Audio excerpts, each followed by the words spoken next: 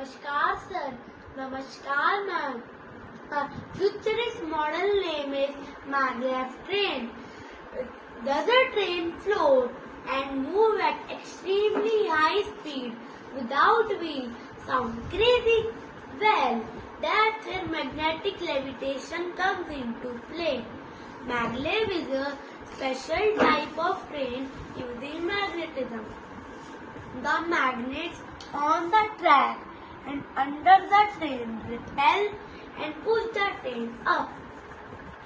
This eliminates friction and allows the train to reach at extremely high speed. Normally, these trains run 10 mm above the track.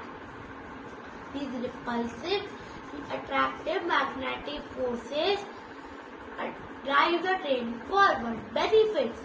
Maglev has some benefits also. Number 1. It has a top speed of 603 km per hour.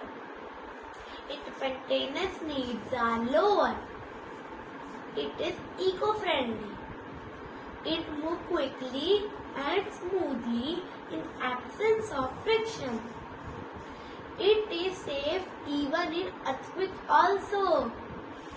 Thank you.